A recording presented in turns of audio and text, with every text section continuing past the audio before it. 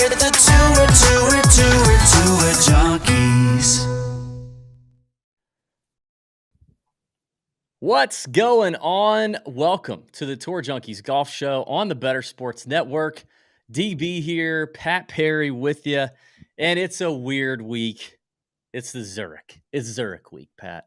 Yes. It's a team event in Louisiana, TPC Louisiana. We said last week that that this is a weird week, and we said that it's a unique event from a handicapping standpoint. And we're not, we're gonna talk about it a little bit here in a couple minutes, but we're gonna have some fun on today's show and talk about some other stuff. We're gonna talk about some leading PGA Tour storylines so far this season. Also, you know what's coming up, Pat? This time of year, it's member guest season. Guest, member. Your club's having events, maybe. We've had some experiences with that. We've got those upcoming on the horizon. We're going to talk through some keys, some things you need to know, be prepared for to optimize your member guest or member event. Going to talk maybe a little PGA Championship futures. I don't know. We'll get into all kind of weird stuff. This is a grab bag of a show today. We could go a number of different places because it is a Zurich week. But we are going to talk about it a little bit. But before we do that, we got to recap the Heritage because the Heritage was electric. It was a lot of fun. I thoroughly enjoyed watching the end of it, despite not having Matthew Fitzpatrick on my betting card or you necessarily having Matthew Fitzpatrick on your betting or card. not that we know of. I mean, you forgot to put it out. You got to. I mean, who knows? Maybe I did. Maybe I didn't. I don't know. Step one of touting 101 is actually put out a play. That's usually where they start. But it was an interesting event for a number of reasons. I think first off, let's say this. I'll say this. I was not excited about it on Monday, the Monday after Masters, or really maybe even the Tuesday after Masters. I was kind of like, man, I don't know that this elevated event thing, immediately after a major is a good idea.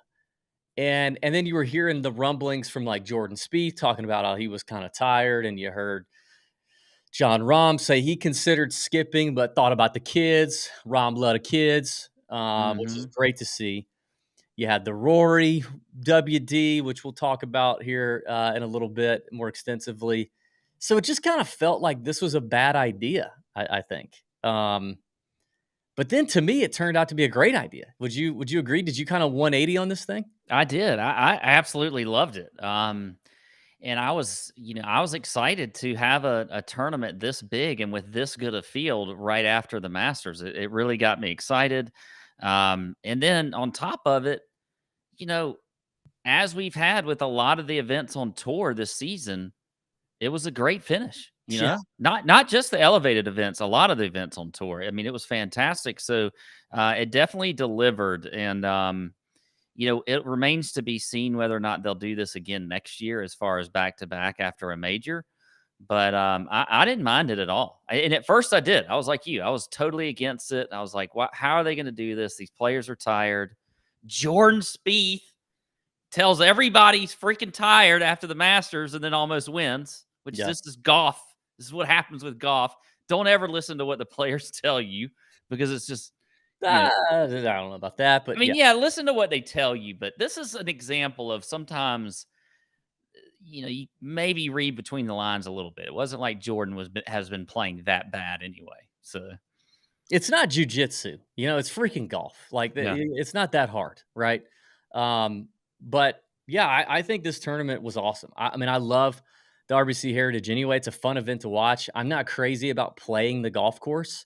We've played it a few times. We talked about that last week, but I enjoyed watching the pros play it. I enjoy the shot value that Pete Dye gets out of that golf course, and that a guy like Brian Harmon can be up there alongside guys like John Rahm and Scotty Scheffler and those boys. So it is fun, and I think it brings a lot of value for that.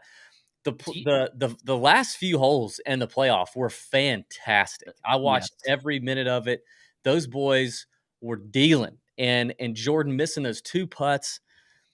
I mean, just barely missing those two putts. It felt like he was fully in control, but it also felt like which is this. Hey, this is it's been a minute since we've said this. Even though Jordan has flashed some good, really good form lately, and even had some good consistent runs, he still has felt like Jordan Spieth, right?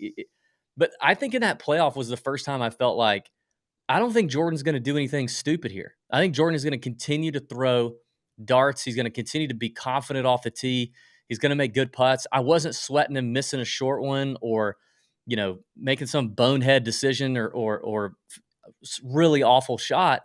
But the more as he kept missing those putts, I just kept saying like, man, you just keep giving this guy in Matthew Fitzpatrick another opportunity to get one on you. And dude, the guy almost holed out from the fairway on the final hole, on the final playoff hole, hit it to 5 inches, and Jordan hits it long, and it's over.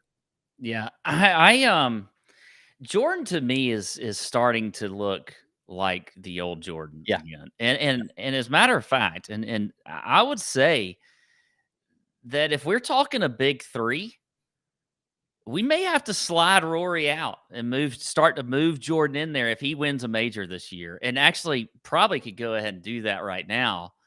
And I'm a big Jordan fan and I'm a huge Rory fan also, but Jordan's getting to that. He's getting that swagger back. You know that little GIF, little video where that football player's, I got that swagger back. I got that swagger back.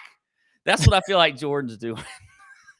Okay, We're already off the rails I here. don't This know is what what I that wanted. is. I wanted to do this for the Zurich Classic. I don't know if I have the gifs have audio. I've never heard the audio version of that. Yeah, there's an audio version of it. Okay. We might have to. Well, yeah, there's an audio version of the video. I mean, Pat, it's a bold claim, and I think I agree with you on the first part that you slide Rory out. I don't think he's in the big three. I think there's really a big two. Well, I agree. Yeah, I would say you're right. And But then Jordan's there's getting everybody close. else. But I mean, ahead of Jordan right now in the world golf ranking is Rory at 3, Cantlay at 4. Going to talk a lot about him today too. Xander Schauffele at 5, Cam Smith at 6, and Max Homa at 7, with Matthew Fitzpatrick at 8. So I mean, while I agree with you on Jordan Spieth, Max Homa's won more recently. And has also played well in big events. But if you had to choose between just those players in a major down the stretch, the way they're playing right now, who would you put your money on? To me, it would probably be Jordan. In Over a Xander, major, you're right. I think I actually trust Jordan over any of those guys right now, which is something we've not said lately. Yeah. I mean, I just think, Xander to me is, I mean, as good as he is and as consistent as he is, which is one of the reasons he's up there, he's not really threatening in a major. Cantlay, whatever, and obviously Fitzy's up there too, and Fitzy's won a major. So, I mean, he just beat Jordan. But I feel like Jordan kind of let that one go. Like he had that one on the first playoff hole. He had a shot there to win it. And but fantastic tournament. Yeah, but I mean, Fitzy played, went into the day with a lead, and he shot under par. He threw, I mean, those shots on 17, the one in regulation and then the one in the playoff, to a back left pin, with very little, with trouble left of that green and very little room, very little green between the flag and that trouble, both in regulation and in the playoff. I think he started the ball at the flag, drew it 2 yards, and hit it to 10 feet on the short side of that flag, just in total command of his golf ball. And it was something to see. What's maybe more impressive than Matthew Fitzpatrick's play, because I mean, listen, I was out on Fitzpatrick last week. I said, yeah, I know he loves Harbour Town. He's played well here before. The Masters was the first week all of 2023 that we've seen the irons look like they looked last year when he was hot, because the irons have been terrible up until the Masters. He did something. He figured something out before the Masters, hit him well at Augusta, and then continued that on. And I was just wanting to kind of wait and see a little bit. So, bad decision on my part. Impressive for him. What is more impressive is his girlfriend. Yeah. Well, Matthew Fitzpatrick, like, what Invisalign Fitzpatrick, adult braces Fitzpatrick, or whatever's going on. I mean, no offense. I mean, I get it. Like, if you grew up in England, the word on the street is, you guys don't care about your teeth over there. So I mean, you just didn't get him fixed at a young age, and props to you for getting him worked on now. But he's just the nerdiest little guy, and he's probably super nice. He's probably a good time. He's obviously rich. That doesn't hurt. But jeez, like I mean, Fitzy could have some game you just don't even know about. I mean, it helps when you're carrying a U.S. Open trophy around. there's plenty of guys that are doing that. I mean, I don't know. But it's impressive. Like I don't know if I'm Fitz's agent, I think I pull Fitzy aside and go, listen,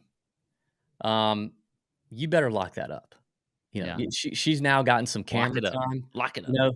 She's gotten some camera time. She's probably got you probably got fellow pros sliding in DMs and stuff. Like you're gonna need to lock that up, pal, if you want to, if you want long term. So Yeah. quite impressive. I would say, there's a handful of guys that are there's a handful of guys that are have definitely outkicked their coverage more so than others on the tour. Patrick Cantlay would be another one. But Fitzy and Cantlay, very impressive for what they're working with. Yeah. So anyway, I don't have any much else to say about Fitzy other than that. Now talking about Patrick Cantlay though, Pat, it's a week where he played well, came close again at Harbor Town. He's hitting the ball well, but that's not what anybody's talking about. Patrick Cantlay has now become public enemy number one on the PGA Tour, on course PGA Tour, because of slow play. Everyone's talked about it. Everyone's raging about it. All the big, the big Twitter accounts, the journalism accounts, no laying ups. All those guys are going hard at Patrick Cantlay. Now it's translated to on course taunting. I've seen a bunch of stuff. The one of the funniest videos was the Happy Gilmore comparison that it took Happy got the ball in the hole faster than Cantlay. It took Cantlay to do it on, and they got the side-by-side video. He's taken a long time, and he's not getting penalized. People started talking about it at Augusta with John Rahm and Brooks Koepka waiting on the tee a bunch. And now the conversation continues yet another week to the Heritage. I want to show this video. Let me see if I can get this going. And I'm only going to show a part of it because it's a long video, as you can imagine. It's talking about Patrick Cantlay, but this is from Beer at the Turn on Twitter, and Cantlay's hitting a shot out of the woods here. My man's got his timer started from when he walked up to assess the lie. He's already at 1:30 here. Okay, he's standing over it, doing whatever this is. Backs back up. I'm going to fast forward to the end when he finally hits the shot, and look at the camera from my guy. 2 minutes and 50 seconds from the time Patrick Cantlay walked up to that golf ball. It's a tough scene for Patrick Cantlay. What do you think, Pat? Yeah, I mean, I agree. It is, and slow play in general is a tough scene. You and I personally are pretty quick golfers, and we always have been. But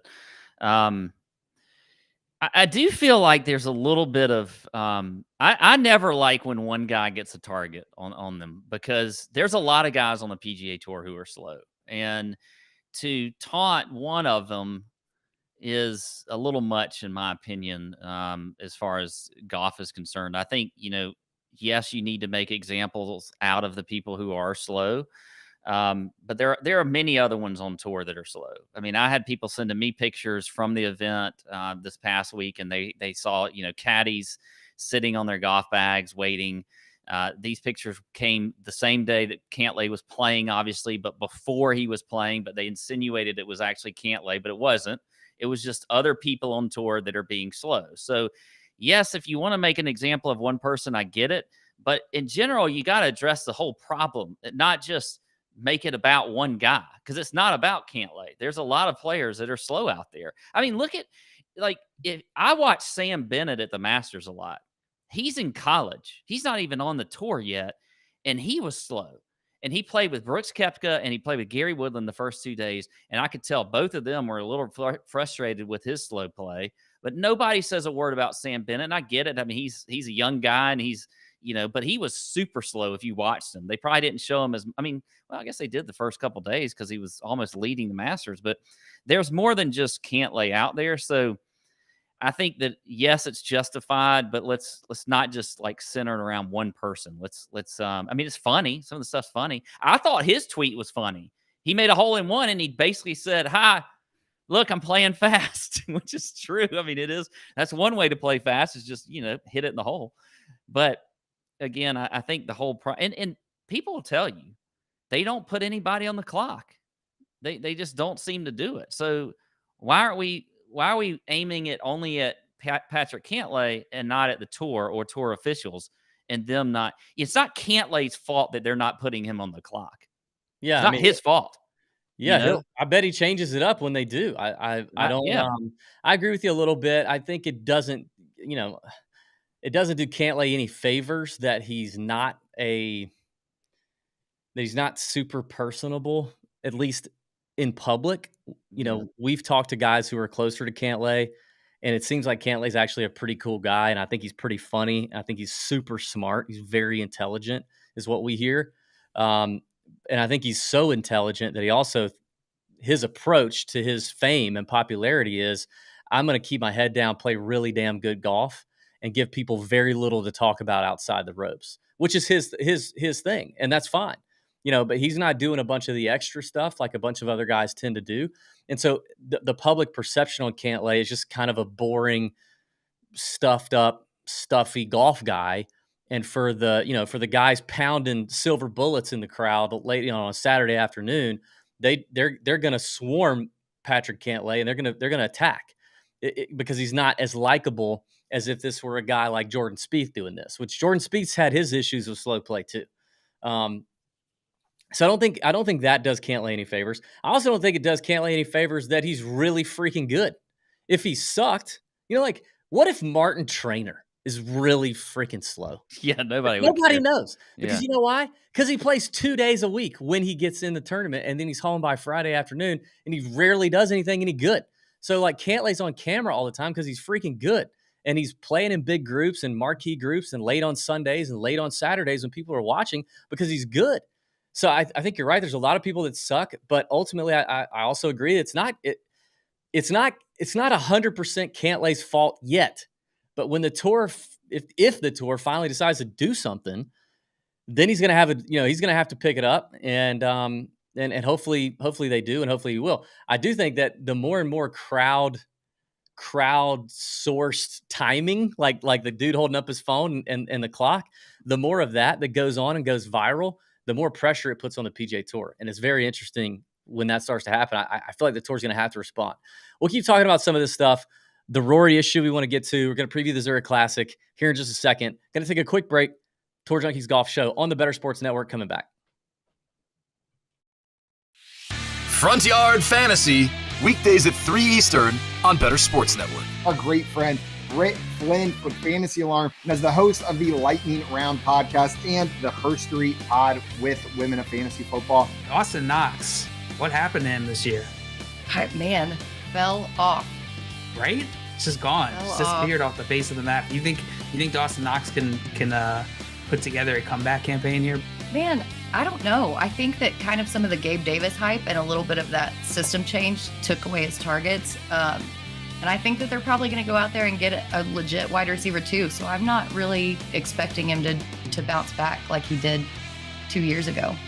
I think he's fine. I think he lives in the glob of tight ends. You know what I mean? Like he's not going to get better, but he's probably not going to get worse. And if you need a guy to plug in your roster who's got a shot at a touchdown, you grab Dawson Knox in that Bills offense. And that's a good point too. Like there's Travis Kelce and then there's basically everybody else. A glob of tight ends was such an accurate description. Yeah, he is firmly in that glob for me. Firmly in the glob. It was a little bit disappointing this year. He didn't take that step up, but now he has cemented himself as, I'm not trying to project a breakout for Dawson Knox. There's some safety in what he's going to provide, and you can stream him pretty much any given week if you want to. Jones gets hit, throws it left, caught by Slayton, down the left sideline, 15, 10, 5, touchdown Giants! Darius Slayton!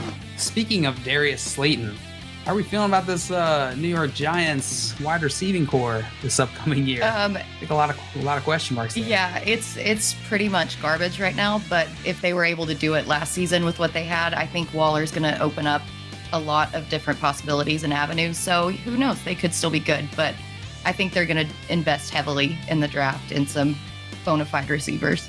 I think so too. You think you guys think Sterling Shepard or Darius Slayton can make their way to fantasy relevance this year? I can't see anything happening with Shepard after an ACL and then an Achilles. I mean, that's just seems almost insurmountable, and it really sucks because I love his story. Slayton, maybe, but if they go out and get somebody in the draft, I don't really think so. So when the hell did Sterling Shepard turn 30? Like, I just feel like he's still 26. On his birthday. Oh, thanks, Joey. But, like, he's the kind of player, it's probably because we haven't seen maybe complete seasons get put together with the level of hype that we've had for Sterling Shepard in the past that it doesn't, like, I don't view him as a failure. You know what I mean? We see some of these players in the NFL and it feels like they've gotten older even though they're not performing. I just view him as, like, hasn't broken out yet, but he's 30 years old. It's probably not happening. Make bets and follow your fantasy team while you buy, sell, and trade collectibles in real time. Only on Better Sports Network.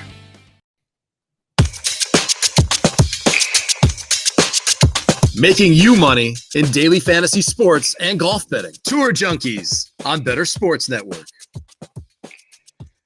Fantasy Alarm has all the fantasy football and betting content you need to prepare for the NFL draft and the upcoming season, featuring Britt Flynn's mock draft, rookie scouting reports, NFL team needs, player projections, Discord chat, and more. For a limited time, get the complete NFL package plus DFS playbooks for all sports at an additional 20% off the already discounted annual price with promo code NFL Draft at fantasyalarm.com. That's promo code NFL Draft at fantasyalarm.com. Tons of good stuff coming out of Fantasy Alarm, and I can't believe we're already talking about the NFL again. Good God. Draft is coming up. Going to be a lot of Bulldogs taking in that draft, baby. Once again. All right, let's talk a little bit of Zurich before I want to get to some other storylines so far this year, including Rory skipping and stuff like that. But I do feel like for those degenerates that want to know a little more about the Zurich Classic and, the format and why we say it's weird, we got to talk about it. First of all, here's what you need to know. It is a team event, 2-man teams. There are 80 teams at the Zurich Classic. The winning duo each receives $1.5 million and 400 FedEx Cup points, including automatic entries into the PGA Championship, next year's Tournament of Champions, and the Players. So a lot is good and about this thing if you win it, and there's a lot of players in here that could use a boost in all of those categories. There's also some, there are some names in here. It's not that this course or that this tournament doesn't have some name value. The format, here's what you need to know. So it's going to start on Thursday, and Thursday is 4-ball, aka best ball. So every player in the group is going to play their own ball, and the team is going to take the best score. So if me and Pat are a team, Pat makes a bogey, I make a 4. Our team score is 4. On Friday, they're going to go to foursomes, which is alternate shot, which is exactly what it sounds like. I might tee off on the even number holes. Pat teams off on the odd number holes. We hit a shot, and we alternate as we get into the clubhouse. I love the alternate shot. It's a fun format to watch. I will say that makes it interesting to me on a Sunday for the Zurich Classic. The best ball is when they're going to go stupid low. Like these guys could, you take 2 really good golfers and you give them a chance to put up their best score on a given hole. Think about like Phil and Jordan's best ball on Sunday at Augusta when they both shot like 7 or 8 under. They probably would have shot, I don't know, like 12 or 15 under. Would have been crazy. And then after Friday, there's a cut. Only the top 33 teams and ties out of the 80 are going to advance to the weekend. And then Saturday goes back to best ball or 4-ball. And then Sunday finishes up with alternate shot. We're playing at TPC Louisiana, which is a pretty popular or long-time golf course we've been familiar with. Before it was a team event, it was a pretty run-of-the-mill, very average individual event. It's another Pete Dye design around 7,400 yards in Avondale, Louisiana. It's another kind of positional course, second shot around the green, kind of typical Pete Dye stuff. Definitely some hazards like bunkers, water, trees in the fairways, and at certain points, all that kind of stuff. Your defending champs are Cantlay and Xander, the two best friends, Patrick Cantlay, Xander Schauffele. But you got some strong teams in there that are playing well right now. Colin Morikawa and Max Homa, aka the Homakawa team, as they've dubbed themselves, with LA Dodgers jerseys that look like a baby name announcement. Yeah, Like that's they're exactly telling what you. it looks like. It's very strange. Mhm. I don't know, Tony, if we could get that picture. I just think that picture is just worth roasting somehow. I should have told you that before we started. But let's see. Who are some other notable teams in here? And I want to go through some of the weird teams here in a minute. But you have Sung J M and Keith Mitchell. Very strange pairing. Very strange pairing. The first time those two have paired up. But they have some sort of behind the scenes affinity for each other as buddies, and that's going to be fun one to watch. Yeah. Well, you got Tom Kim and Siwoo. Tom Kim and Siwoo. I mean, gosh dang it! that is as electric as it gets. What I hope they win. I'm gonna go ahead and tell you. I don't think it's as electric as it gets. I mean, obviously, Siwoo Kim is the peak electric. Tom is sneaky electric. Tom, you're 100% right. Tom is sneaky electric. If you had to put one guy over him, though, would it be like okay, most electric on course player, Tom Kim? What about Sahith Theegala, who's paired up with Justin Suh? But also, don't forget Harry Higgs. What if Siwoo and Harry Higgs? Would that be too much electricity? Would they not allow fans to walk around because the radiation could affect too many people? Yeah, that could be a problem. But Tom Kim is electric, and we saw a lot of that electricity out of the South Koreans at the President's Cup last fall. So that is going to be a great group, and I am 100% with you. I hope they absolutely kick everyone's ass. Yeah. Other cool teams, I don't know. Our buddy Joel Damon, Denny McCarthy. What about Joel and Siwoo? Joel and Siwoo would be a great pairing. Yeah, that would be a good one. Anyway, so the reason why what's the reason we don't like this tournament, Pat? Why don't we like? Well, I mean, we kind of get to where you're used to, your normal. Oh wait, we got the Homakawa picture though. If we want to, we got it. Yeah, let's bring that up real quick. Good God, I mean, this is just There's the baby announcement. It's it's two dads. They're having a son, they've adopted or whatever, and they're naming him Homakawa. And this is how they tell the family. It's just so weird. Yeah. What are the beads for? It's Louisiana. It's Louisiana. Oh yeah. Okay, I forgot. Yeah, they throw the beads at the. Which parade. I mean, I feel like it's very cliche. I'm sure Louisiana. I don't know if Avondale. I don't know how close that is to. Well, we're also past Mardi Gras and everything anyway. I mean, that's So if you live in Louisiana, are you just constantly inundated with bead references? I guess.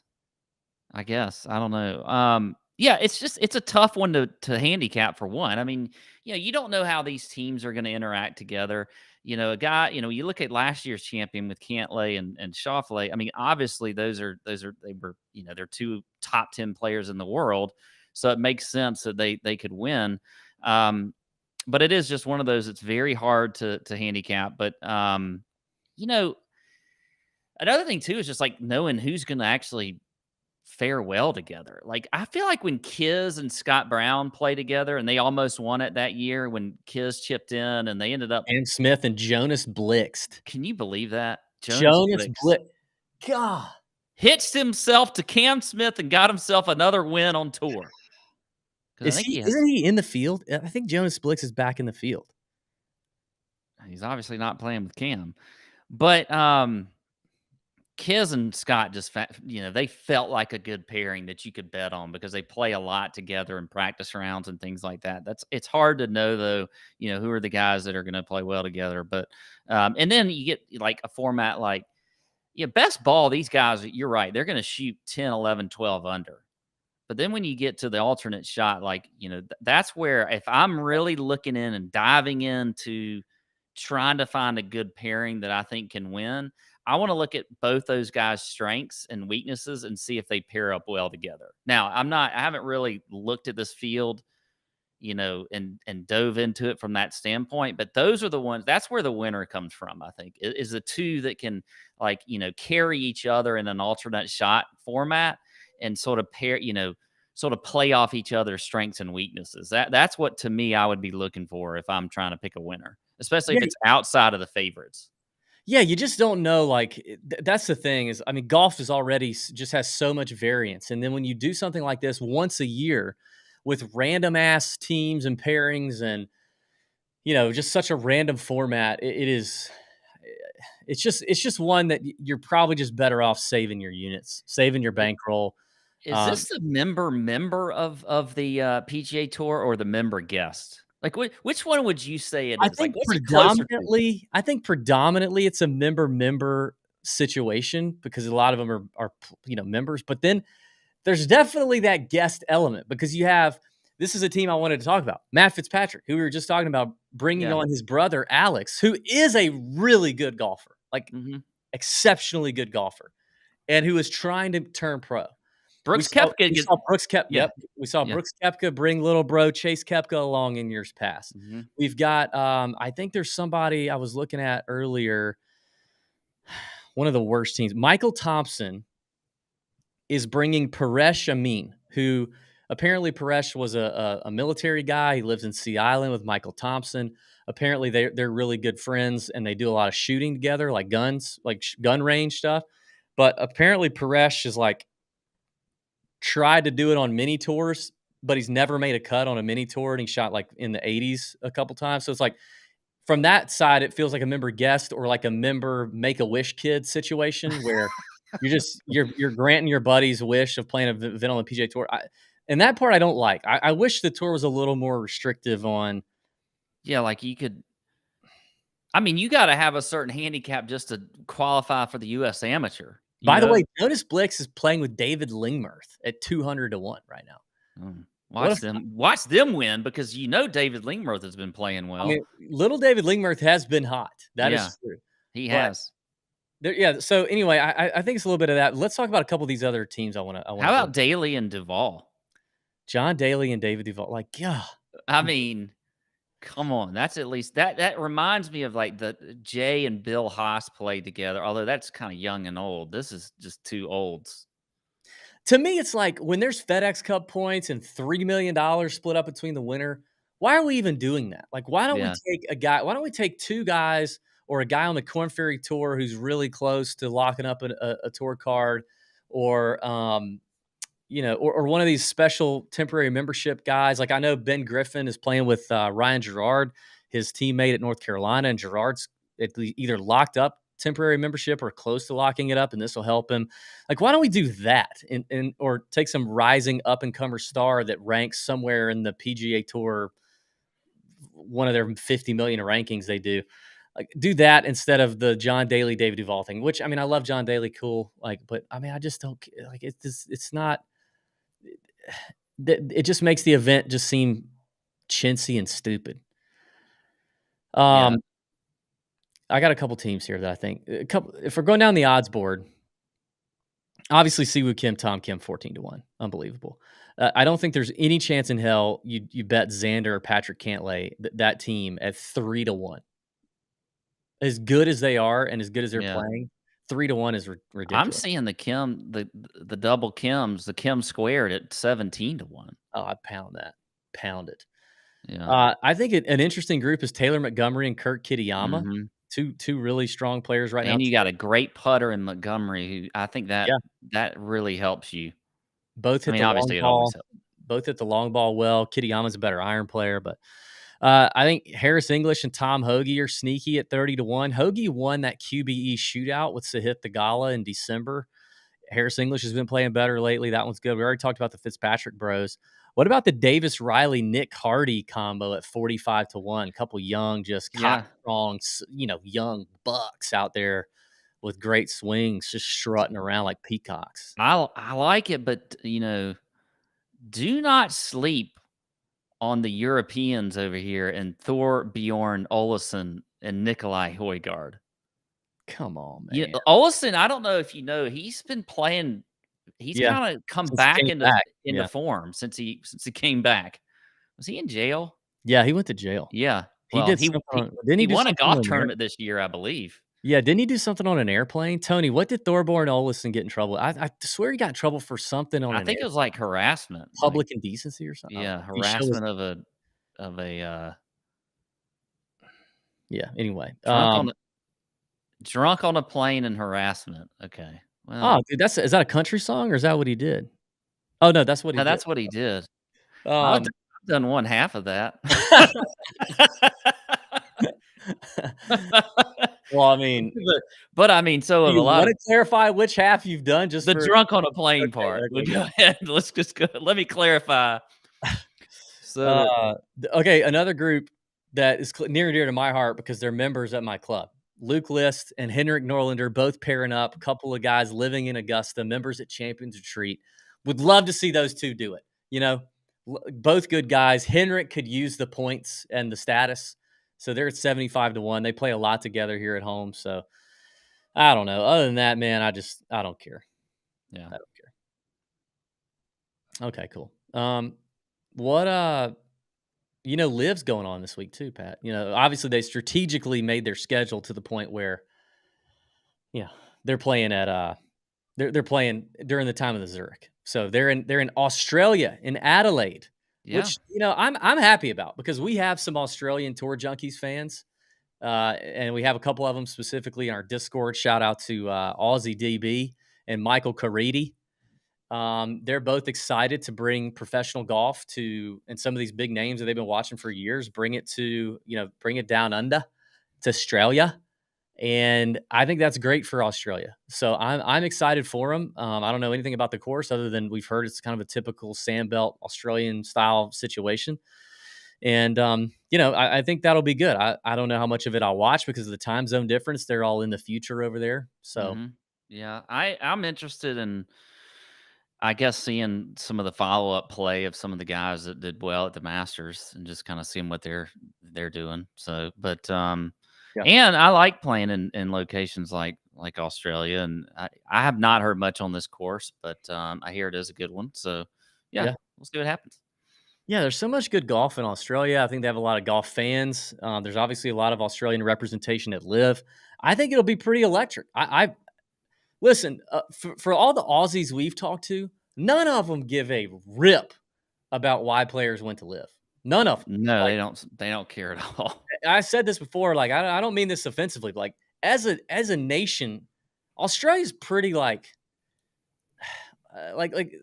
there's not a whole lot of like high moral character that comes seeping out of Australia into other parts of the world. Like it's just they're not a real like holier than thou nation. They like to have a good time. They like to mind their own damn business and do their thing, and it's laid back, and people don't get offended super easily. And so like every Australian that we've talked to, and there's a handful of them on in our Discord, follow Tour Junkies, that have commented on our Live videos, they are pumped that this is coming to their country, so to the continent of Australia. So it's good for them. Yeah. All right, let's take a quick break. We'll come back. We're going to talk a little bit about some of the storylines so far, the PGA Tour. I want to talk about Rory and maybe some member guest chatter. We'll see if we get to it. All right, stay right here. Tour Junkies Golf Show on the Better Sports Network.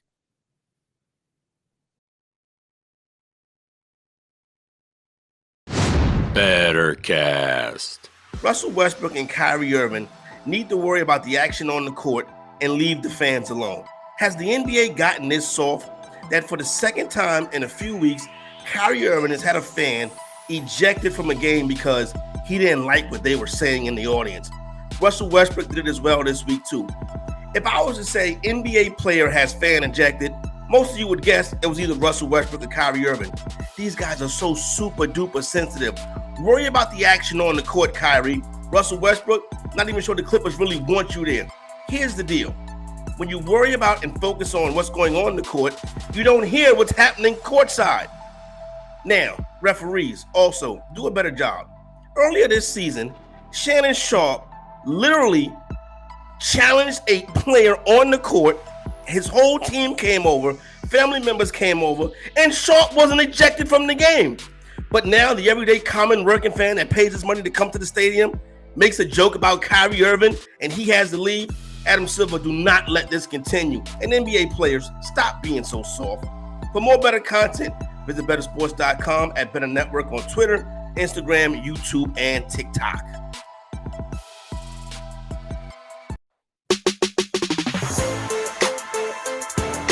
Now back to Tour Junkies on Better Sports Network.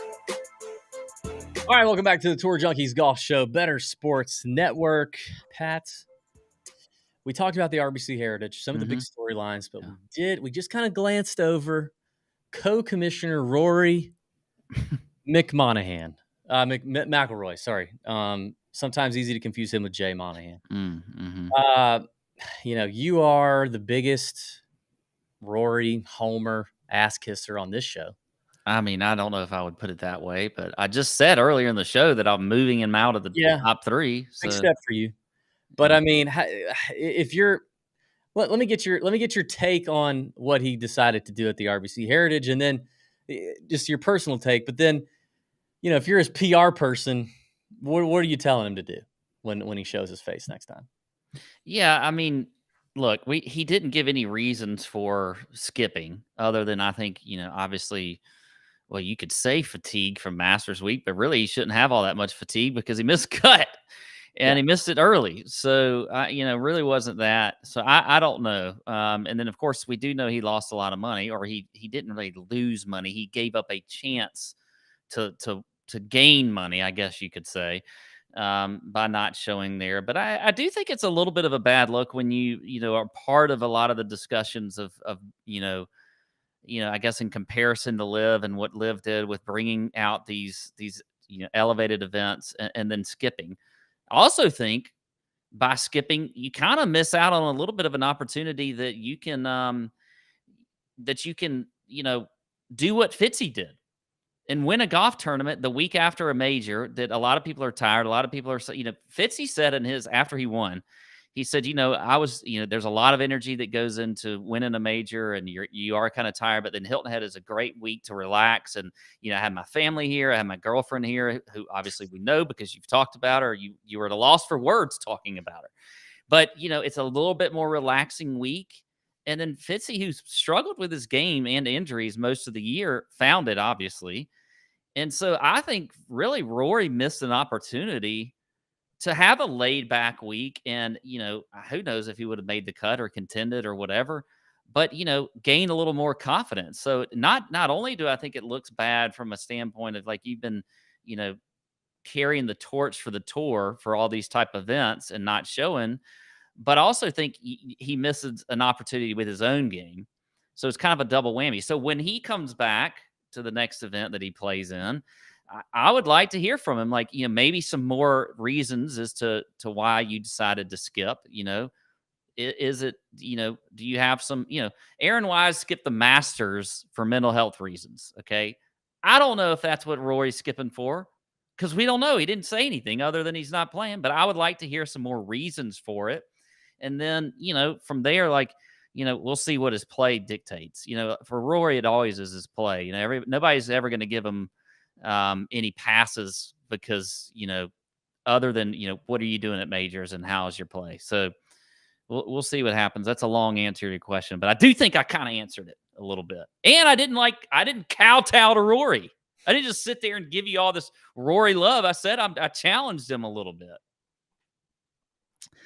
Do you think Rory's ego has a boo-boo? It could. It could. That's what I meant by mental health too. Kind of, it's like he's got a little. I mean, listen, I don't want to. You never truly know what's going on behind the scenes with almost everybody, much less a professional athlete who you've never met. So I don't want to say that there's no chance, because there is a chance that there's something greater going on that he's not told us about, that we don't know about him, and maybe we will, maybe we won't know about it. So I don't want to sound too calloused here.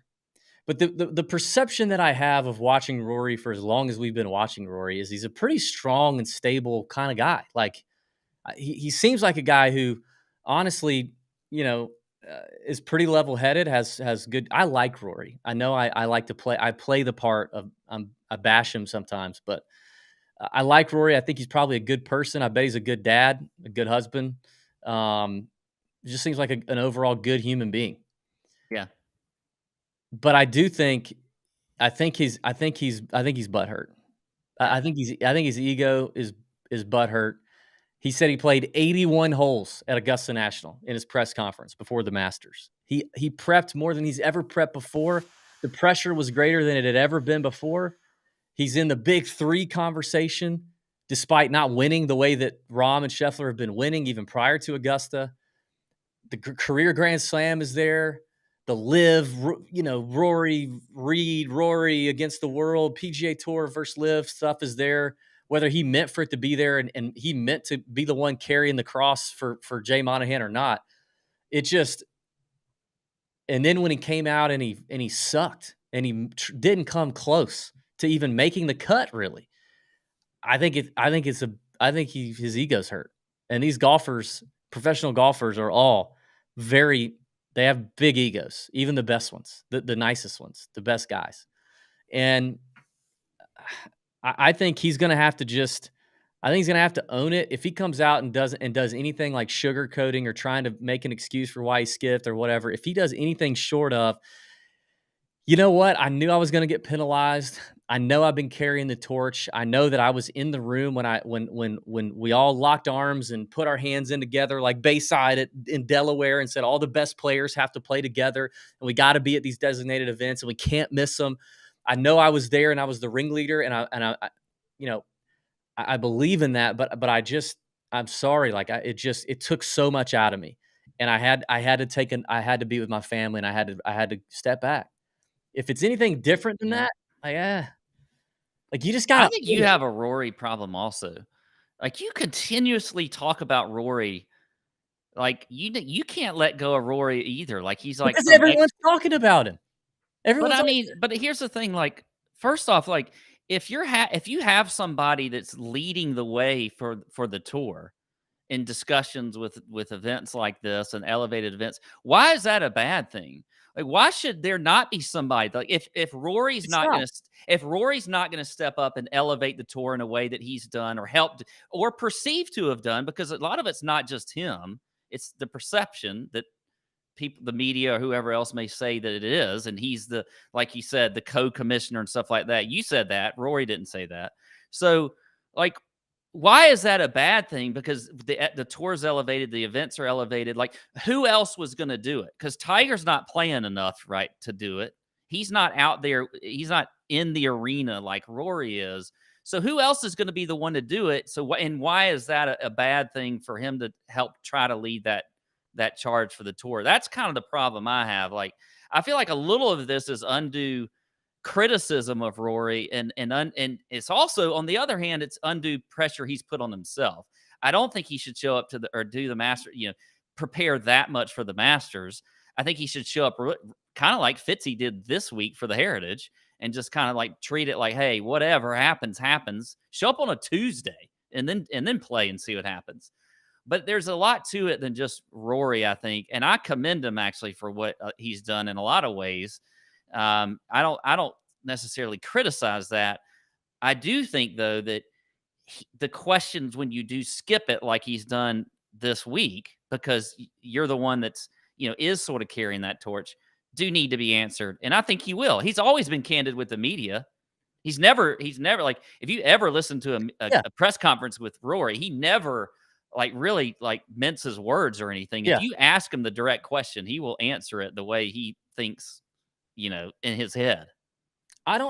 Listen, I hear what you're saying about Rory. I do think that some player or two players had to step in and start being a voice from the player's perspective last year when the Live thing was going down. I think Jay Monahan didn't get out there enough. He did his things, but he wasn't out there enough. But because it was a constant, just inundated with questions about Live and handling Live, and he wasn't out there enough, somebody had to answer it, and Rory stepped up and did it. And so I do respect that. I get that. I think, I get it, but it's like having the guy on your, I played baseball in high school, like your senior captain, upperclassman going, hey, before baseball season, like December, January, like we're going to be here at the school before school, senior led weightlifting. and we're all going to be here 3 days a week, 5 a.m. at the gym. We're going to lead the weightlifting, because we got to get ahead of this thing. And then that senior classman skips. It doesn't show up. Like, yes, it's great that you step up and say that, and you want to lead this, and you want to lead the charge, and you want to be out in front, and you want to make change. But then don't skip. And he skipped the first one of the year. Well, with the Tournament of Champions. Then you also got to remember why it's a story, because it's the second one. Because we aren't even talking about, and I don't know, Tony may know, but I'm sure there's been other players who have skipped one this year. One. The story is the story because it's the second one. Because he skipped the century, which in a way, I mean, I may have forgotten that was was an elevated event, because I feel like it shouldn't be, and he never plays in the century anyway. No, he doesn't. But that was the whole. That's what I'm saying. Like, he was in the meeting in Delaware, locked arms with Tiger, and said, "I know that some of these are events that we don't all play, that we don't put on the calendar, but we've got to agree as a whole to put our hands in and say we're going to make exceptions. We're going to go to places we normally wouldn't go to for whatever reason, whether we don't like the course, whether we don't like the area, whether we don't like where it falls in the schedule, whatever." We're going to all say that for the betterment of the PGA Tour, we are going to show up at these events because the cachet that it carries when all of us play together is so much greater. If you're going to do that, then you got to show up. Like, I don't know. He can't skip another one. I'll tell you that. I hope he does. That would. Well, I'm pretty sure that the question will get asked the next event, and he will. Oh answer yeah. it. We'll I'm know. guessing. I'm looking at the schedule. I'm assuming he'll play at Wells Fargo. Which is because he's won there before, so I'm sure. Yeah, Quail Hollow is a great place for him. So you have the Zurich this week, then you have the Mexico Open the week after, and then the Wells Fargo is the first week in May. I assume he'll play there. He'll obviously skip the Byron Nelson, because why would he play the Byron Nelson? And then we'll see him again at the PGA. So I mean, we got the PGA Championship in 5 weeks. So I would assume we see him at the Wells Fargo, and obviously that'll be a question he'll have to answer. And I'm guessing there's a couple of tour pros that will also say something to him, that have a good relationship and, and be like, hey, before you have to tell the public in a press conference, like, what happened, dude? Like, where were you? Yeah. We don't like fielding. I mean, they were asking Xander. I mean, I think Xander said something about it. He had a quote saying like it wasn't great, like these guys are having to field questions about it. And that's annoying when it's your team captain, right? It's the upperclassman. It's the leader. It's the guy with the C on his chest and who's been there, all this time, and he's led the way. I don't know. But speaking about kind of where we are in the elevated events, RBC was the 8th elevated event this year. John Rahm and Scotty Scheffler won. Is this right? 5 of them? They won 5 of them. If you count the Masters, which is an elevated event, but Rahm wins the Century, the Genesis, and the Masters. Scheffler wins the Waste Management, the Players. And then, dude, I mean, we didn't talk about Scotty Scheffler, but Scheffler's ball striking at RBC Heritage was still incredibly good, and nothing went in the hole for him. It was one of his worst putting weeks I think we've seen in a long time, but still just hit the ball amazing. Kurt Kitayama won the Arnold Palmer. Sam Burns won the match play. Fitzpatrick wins RBC. So that's kind of where we stand with the elevated events thus far. I don't know. Is Wells Fargo an elevated event? Tony, can you tell us that one? Is Wells Fargo the next elevated? And then the PGA? Obviously, the PGA is a major. But I know Mexico's not. Obviously, the Zurich's not. I know Byron Nelson is not. So I would imagine. Yeah, Wells should be. And then you have Colonial right after. I could see them elevating Colonial. Well, no, because then they're going to elevate Memorial. Jack's Place at Memorial is going to be for sure elevated. I know the Travelers after the US Open is elevated. So I bet it's Wells. Yep, Wells. Yep. So Tony said Wells Fargo is an elevated event. So for a fact, Rory should be there unless something really bad is going on that we don't know about. Yeah. I mean, what are some other storylines you think so far through this year and these elevated events and just kind of overall takes and what we're going to see? Well, I mean, I think that, one of the things you've noticed, obviously, just talking from a betting standpoint, with a lot of these winners that we're seeing in the elevated events, it's been like we've kind of lamented with all these favorites winning them. Rahm winning several of them, Scheffler winning a few of them, and then you get kind of mid range Sam Burns, you get long range Kitayama, more mid to short Fitzy. So I think in general, it makes me think, that trend will continue the rest of the year as far as the elevated events. I think, you're gonna, if you're putting together your betting card for, these events with, guys, a lot of the guys in the top 50 in the world, you're going to want to lean more towards the favorites, or at least the top half of the board. You're going to get an outlier like a Kitayama, as we've seen. But for the most part, if I'm like trying to be smart, I guess you could say, with your money, you're going to have to look at the shorter odds guys or mid range. That's one of the things I've, and really this year in general, it's kind of as we get into the, the next, major, that's one thing I would say. Yeah, and you might think, oh, well, the Mexico Open next week is not an elevated event. Maybe we could have a long shot situation, but Jon Rahm has said he is going to come back and defend his title. Yeah. To the Mexico Open. Last year, Jon Rahm finished 17 under, one shot ahead of Tony Finau, Kurt Kitayama, and Brandon Wu at the Mexico Open at Vedanta Vallarta. Last year was the first time we saw that golf course. We'll obviously preview it fully next week. It is a full field event. Be a lot of unknown names and long shots potentially after Jon Rahm, if he's not, but I mean, he's clearly going to be the favorite, and he's probably going to be 4-1, 5-1 to win the thing. I mean, could you see, we just got a couple minutes left here. I mean, and could you see a little, did you see, or did you notice, pay attention to any sort of hangover from the Masters with Jon Rahm, at the RBC? He finished 15th.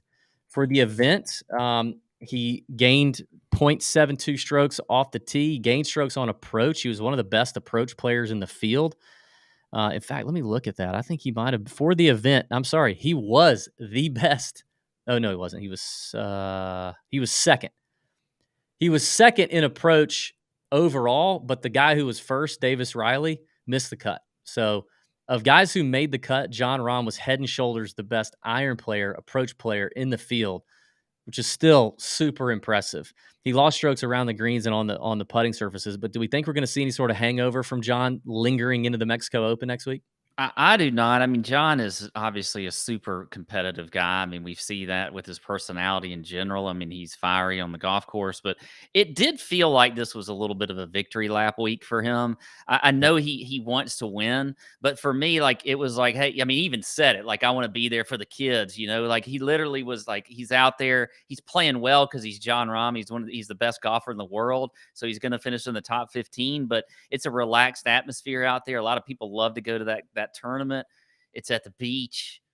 So it was a victory lap as far as I'm concerned. Yeah. He'll rest up this week and probably be ready to defend his title in Mexico. And Jon loved the kids. We know that. Jon and Trick Daddy love the kids. Mm-hmm. So listen, Zurich Classic, enjoy the week. Watch the team golf. It's something different, but save your units. Just save them. We got a long stretch of golf to come. The summer's full of great events. And keep coming back here on the Better Sports Network for the Tour Junkies Golf Show. We will be back next week to break down the Mexico Open. Have a week. See you. Out.